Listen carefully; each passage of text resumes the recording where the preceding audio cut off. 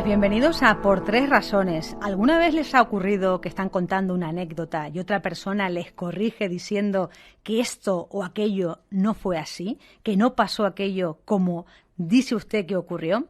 Puede que ninguna mienta porque dos personas no tienen el mismo recuerdo de un acontecimiento. Nuestra memoria no almacena fotografías, sino que crea un relato con sensaciones y pensamientos de aquel momento. ¿Qué es esto? Kate, te he pedido específicamente una cosa hoy, que no montaras un follón. Así que vas a limpiarlo, ¿vale? No quería esto hoy, Kate. No era necesario.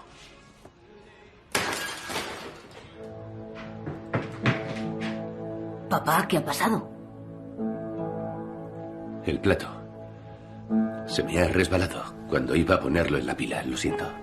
¿Puedo echarte No, quieto. Vas a hacerte daño. Tráeme la escoba. No me acuerdo de eso para nada. Papá no tiró un plato. Nos dejó pedir pizza. Hicimos la batalla de lentejuelas. Yo creo que no fue así, Kate. Pues yo sí, porque me acuerdo. Bueno, vale. Es un fragmento de la serie This Is Us. Los dos hermanos adultos, Kate y Randall, recuerdan de una forma muy diferente un día de la infancia. Para Kate era el día en el que pidieron la pizza que ellos querían y jugaron padres y hermanos. Para Randall fue el día que su padre tiró un plato contra la pared de la cocina. ¿Por qué ocurre esto? Enseguida lo sabremos. Arranca Por Tres Razones, con Luis Pérez en control de sonido, Ana Nieves en realización y Carmen, Nicolás y Vicente Ibáñez en redacción.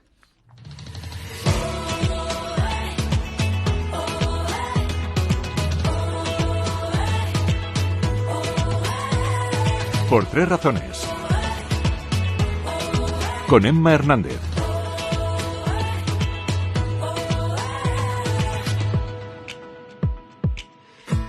Sean subjetivos o no, nuestros recuerdos conforman nuestra personalidad. La memoria define quiénes somos. Es lo que se dedica a explicar José María Ruiz Vargas, catedrático emérito de Psicología de la Memoria de la Universidad Autónoma de Madrid y autor de La memoria y la vida, de la editorial Debate. Es ahora mismo con nosotros en este estudio 102 de la Casa de la Radio. ¿Qué tal, José María? Buenas tardes, muy bien, encantado de estar aquí. Un placer tenerlo aquí. ¿Por qué ocurre eso que escuchábamos al principio? ¿Por qué un mismo hecho lo recordamos dos personas? Incluso si hubiera tres personas en el ajo ese, serían tres recuerdos diferentes. Sí, muy bien. Bueno, pues la explicación es muy sencilla y hay una idea básica que creo que ayuda a explicar todo esto, y es que la memoria humana, nuestra memoria, no guarda lo que ocurrió. No guarda los eventos, guarda las experiencias. Es decir, mi memoria no guarda lo que ocurrió, sino lo que me ocurrió a mí, como su memoria guarda lo que le ocurrió a usted. Por eso es muy difícil que diferentes personas que viven el mismo acontecimiento, sean dos o tres, como decíamos antes, o hemos visto, hemos oído en esta secuencia de la serie, pues que cada una tenga su versión. Ninguno miente, pero claro, cada uno ha guardado aquel acontecimiento tal y como lo experimentó. Hay una especie de esquema y cada uno con su experiencia vital termina de rellenando esos huecos. Exactamente. Puede ser incluso que en algún momento completemos cosas del puzzle que no ocurrieron y que nos las creamos. Efectivamente. Es decir, lo que guarda nuestra memoria es el producto de esa experiencia que estamos teniendo, pero claro, esa experiencia implica que lo que ha ocurrido a nuestros ojos pasa por una serie de filtros cognitivos, es decir, pasa por una serie de filtros tales como, por ejemplo, nuestras actitudes ante la vida, nuestras creencias, nuestros prejuicios, nuestro conocimiento previo sobre las relaciones entre las personas, sobre cualquier cosa, sobre todo lo que sabemos acerca de la vida y del mundo. Entonces, claro, cada persona tenemos un bagaje de conocimiento que difiere respecto a otras. Lo que experimentamos, aunque sea lo mismo, a ojos de una tercera persona, eso pasa por esos filtros y al final cada uno guarda, pues lo que decíamos antes, lo que vivió, lo que experimentó. En el caso de la serie que escuchábamos, This Is Us, sí. Claro, Kate tiene con su padre una relación en el que idealiza mucho a su padre y Randall en ese sentido es más cabal, quiere mucho a su padre y entonces él sí que interpreta que el padre tiró el plato que realmente es lo que ocurrió, pero según Kate, ese plato se cayó al suelo. Claro, ahí está precisamente las creencias que cada uno tiene, es decir, las representaciones mentales que cada uno tiene de su padre.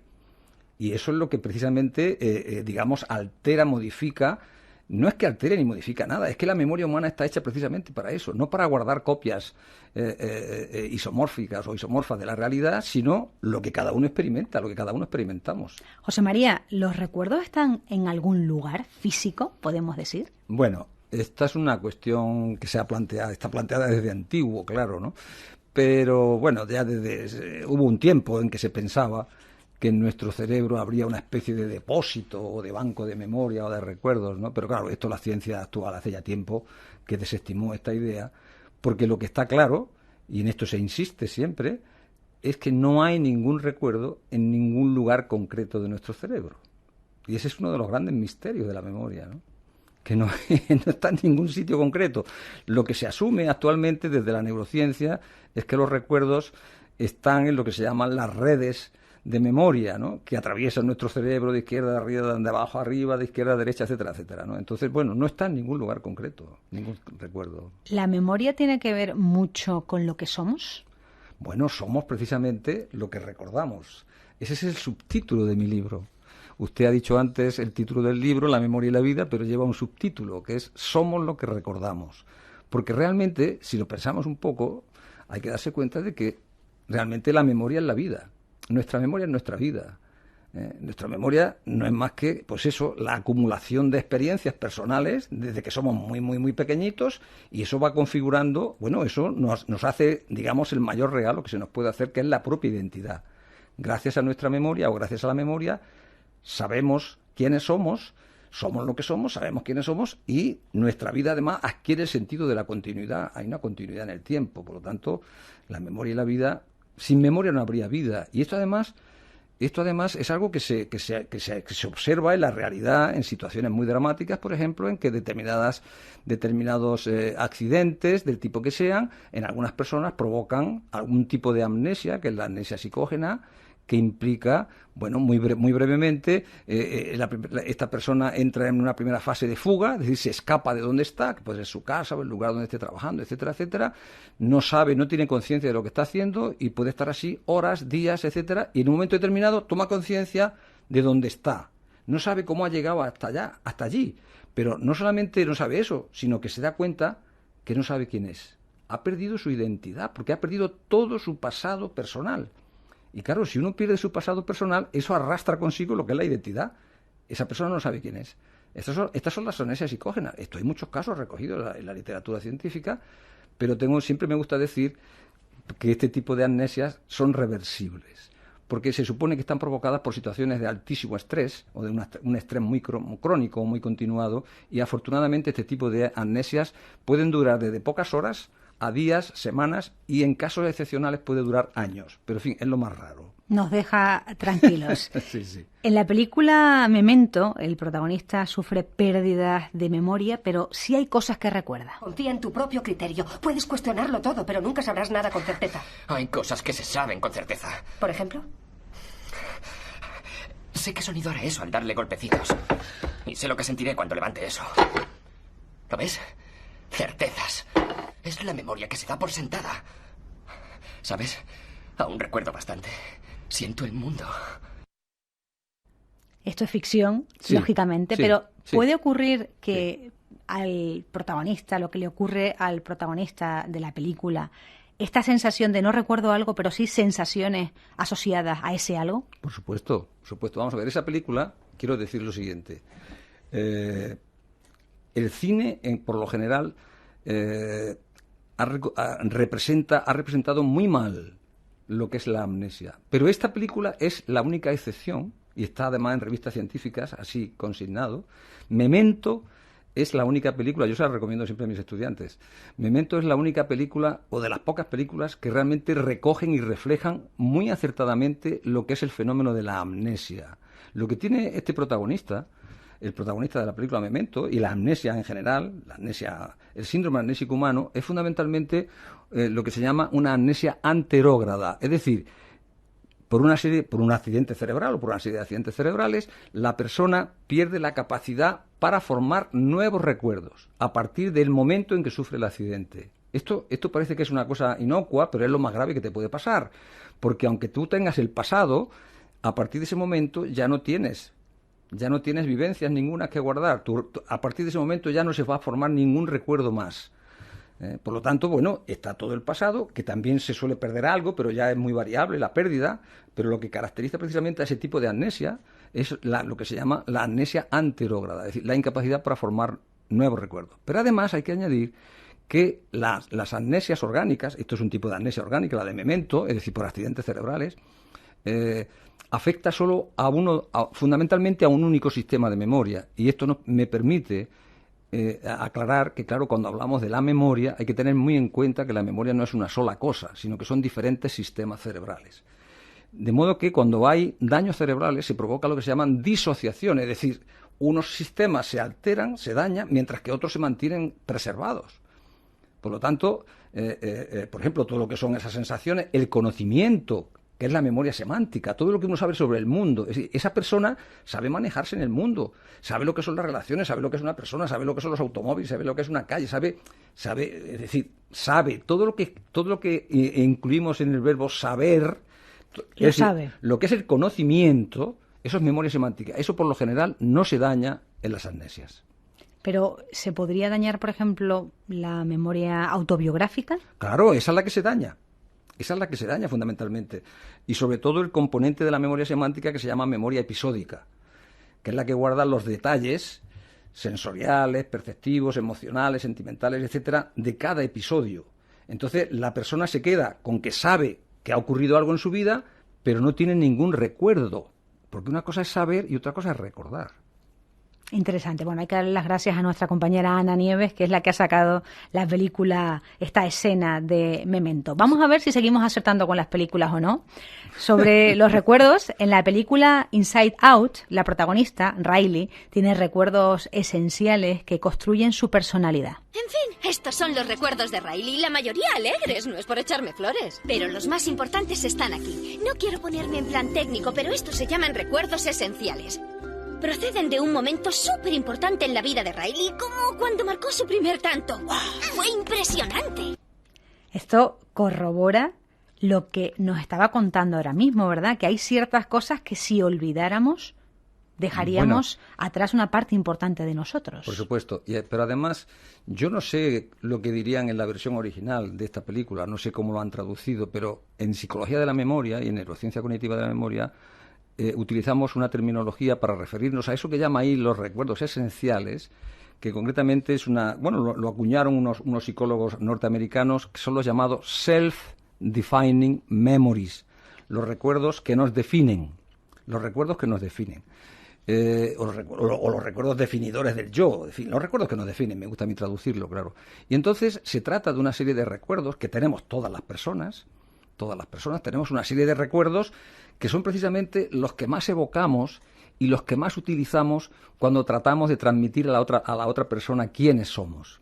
Esto es una cosa que sale automáticamente, ¿no? Bueno, nosotros para estudiar este tipo de recuerdos, yo a mis alumnos, cuando hemos hecho algunas prácticas o algunos estudios para este tipo de recuerdos, con personas, por ejemplo, de avanzada edad o más jóvenes, etcétera, yo siempre digo, vosotros lo que vais a decirle a la persona es lo siguiente. Imagínese que se va a escribir una historia de su vida.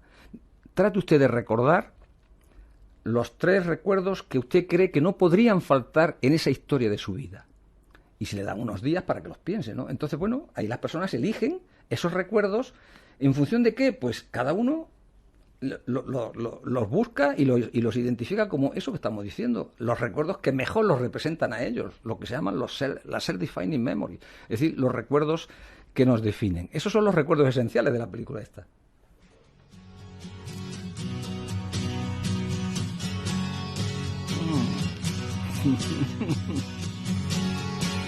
Veo que ya sonríe con esto, José María.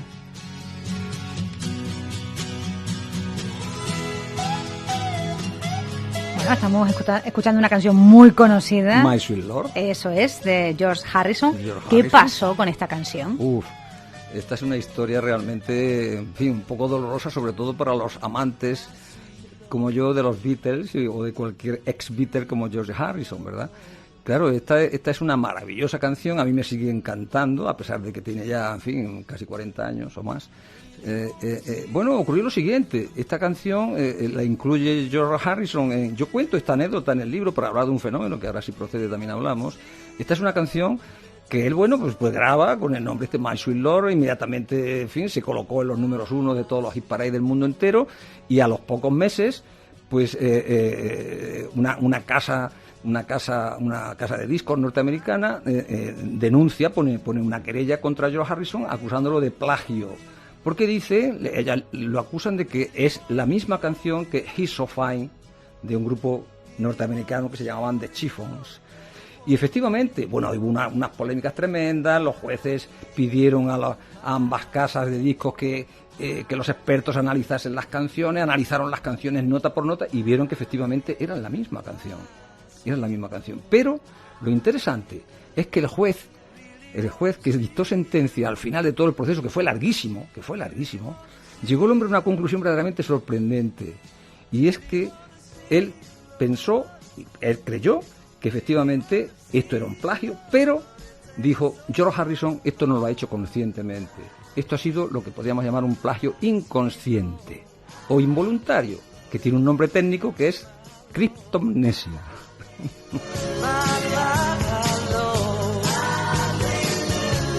Ahora esta canción ya nunca volveremos a escucharla de la misma manera. No queremos despedirlo sin que nos diga que es un déjà vu. Alguien que dice, yo he sufrido un déjà vu, ¿eso es cierto? ¿Puede haberlo sufrido? Bueno, la expresión sería déjà vu, o de ya visto, ¿no? Que es una expresión francesa. Bueno, este es un fenómeno extraño, un fenómeno anómalo de memoria también, que bueno, se le dio una cierta importancia a finales de la segunda mitad del XIX, del siglo XX, y tal, sobre todo en los círculos centroeuropeos de psiquiatría, se planteó si esto era... Y entonces se llegó a la conclusión de que esto era una paramnesia, es decir, esto era una memoria falsa, ¿no? Porque, bueno, por si alguien de los que nos está escuchando no sabe en qué consiste ese fenómeno del déjà vu, pues que significa ya visto, como he dicho antes, pues es esa sensación que tienen algunas personas, yo no la he tenido jamás, pero bueno, algunas personas están en un lugar concreto, generalmente es en ciudades nuevas, y van por una calle, por un lugar concreto, y de pronto tienen la sensación de familiaridad de que ellos han estado allí antes, y sin embargo todos los datos apuntan a que ellos no han estado jamás allí en la vida, ¿no? Bueno, entonces esto es un fenómeno muy antiguo, hace siglos, esto se atribuía a la metempsicosis o a la transmigración de las almas, y algunos lo utilizan como prueba de decir, ¿veis? Esto lo que significa es que hemos estado reencarnados en otros cuerpos en tiempos pasados, y en otras vidas vimos o estuvimos en esos lugares, y ahora cuando los vemos tenemos esa sensación. Pero bueno, esto en psicología de la memoria, esto se ha analizado y se ha visto que efectivamente es un problema de memoria que consiste fundamentalmente en una sensación muy intensa de familiaridad, pero sin contenido ninguno. Claro, la familiaridad es lo que... Basada en nada. Basada en nada, generalmente. Últimamente lo que se ha visto es que generalmente hay una serie de factores, como por ejemplo el cansancio, el estrés, la enfermedad, etcétera, es decir, esto aumenta la probabilidad de que la persona experimente esos fenómenos extraños, anómalos, que yo los he incluido en mi libro en un capítulo que se llama Fantasmas en la memoria. Un buen tocho, ¿eh? José María Ruiz Vargas, catedrático emérito de Psicología de la Memoria de la Universidad Autónoma de Madrid, autor de La Memoria y la Vida, libro que tenemos ahora mismo delante de nosotros, de la editorial Debate. Gracias por estar esta tarde y por descubrirnos tantas cosas de la memoria que no sabíamos. Encantado de estar aquí. Muchísimas gracias a vosotros.